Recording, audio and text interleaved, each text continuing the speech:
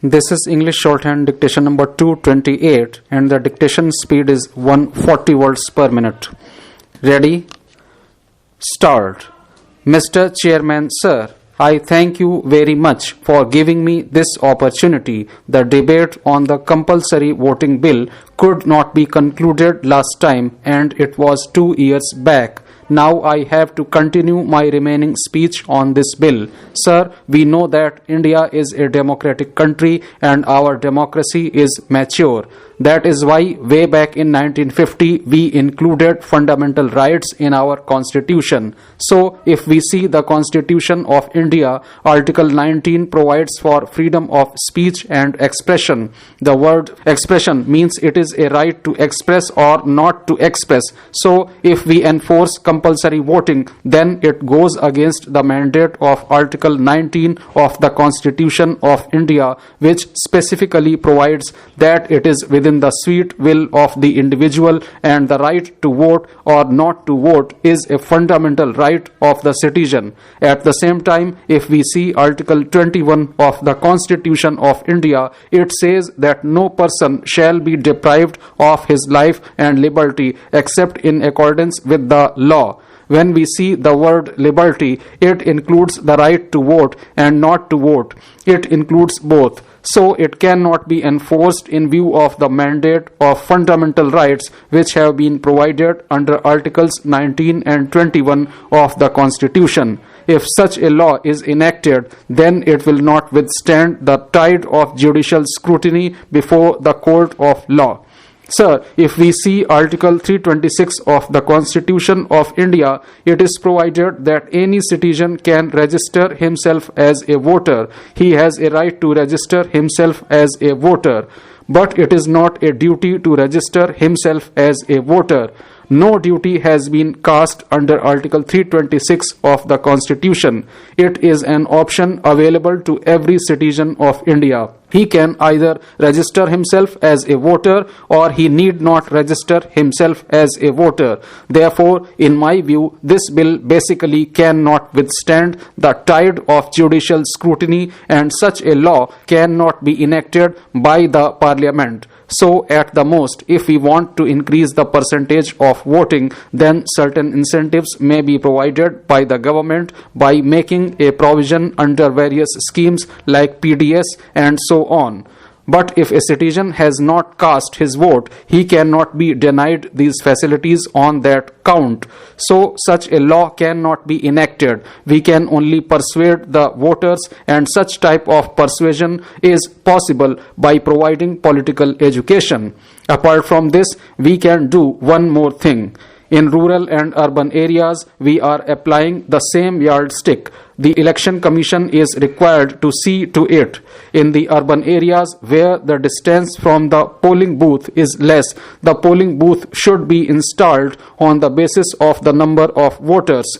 Normally, in one polling booth, around 1,000 voters are there. So, the same yardstick cannot be applied with respect to the rural areas where the people are living in small settlements and where the distance from polling booth is sometimes 10 kilometers. They are poor people, they do not have proper communication, they do not have transport system in the rural areas. Therefore, the Election Commission is required to see to it that at least in the rural areas, we must have more polling booths. Here, I would like to make a suggestion. Suppose in one Lok Sabha constituency, the number of polling booths is 2,500 and instead of doing anything more, if they increase the number of booths to 4 times, then nothing more is required. Automatically, the percentage of voting would increase. Only due to lack of communication and lack of transport, the voting percentage is very poor. This is the main reason for low voting percentage. Nowadays, voting percentage has increased. Due to political education, it has increased to 60% or sometimes even to 70%. So, even in the rural areas where there is a particular concentration, then in that particular booth, we see a good percentage of voting. But where people are living in small settlements and the polling booth is not easily accessible, the percentage of voting is very poor. Secondly, if you want to see transparency in the electoral process, then more polling booths will be required. Otherwise, the candidate, on the basis of his money power, can provide more vehicles and fetch more votes. Therefore, in the rural areas, the number of polling booths should be increased. The distance from the polling booths should not be more than 2 kilometers so that every voter can exercise his right to franchise. So, this modality can be adopted and this reform can be introduced by the Election Commission. Sir, this issue has also arisen a number of times before the Supreme Court. The same issue also came up before this August House with respect to the compulsory voting. This matter went before the Gujarat High Court and even before the Supreme Court. The matter was agitated there and it was finally decided that the right to vote cannot be converted into the duty to vote. There is a difference. Once it is done, it would contravene the mandate of Articles 19 and 21 of the Constitution of India. Sir, we are a democratic country and in my view, such types of rights cannot be enforced. So, this bill cannot be passed by this House. Apart from this, when this bill came up before the Parliament in 1950, this issue was debated and even Dr. Ambedkar opposed it and said that compulsory voting cannot be introduced in the Representation of the People Act. So, it was rejected by the Parliament on the grounds that there are so many practical difficulties and so it cannot be implemented. Thereafter, in 1990, the Goswami Committee was constituted and it also rejected the idea of compulsory voting. Again, in 2001, the National Commission to review the working of the Constitution was constituted. This commission also rejected the move of compulsory voting.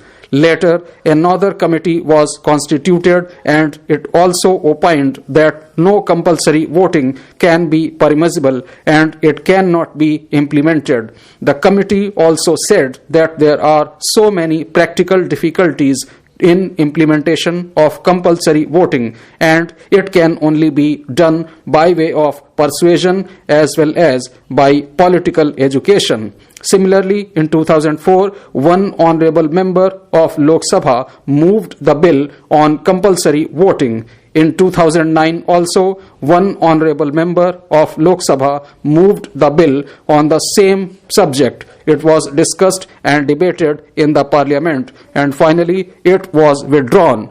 This issue was raised before the Supreme Court also in 2009 and it was dismissed by the Supreme Court. Recently, in Gujarat, for the election of local bodies, this bill was assented to by the Governor of Gujarat.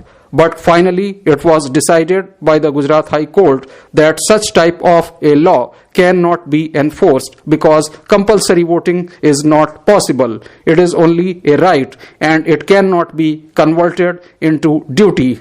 It goes against the mandate of the fundamental rights enshrined under Articles 19 and 21 of the Constitution of India. So far as the duties under Articles 51 are concerned, even that duty is not there as far as the directive principles of the state policy are concerned. Sir, I have already made my submission extensively on the last occasion. Now I request other honorable members to speak because this opportunity should also be given to other members. Honorable Speaker, sir, I rise to support this bill. Sir, in our country, the voting percentage is coming down after each election. Our literacy rate has gone up. Our educational facilities have also improved. So, we are among those countries which have the largest number of literate populations. But the voting percentage is falling, whether it is local bodies elections, state assembly elections, or Lok Sabha elections. Kerala has 100% literacy. Even in Kerala, in the local bodies elections, we get 85% of voting.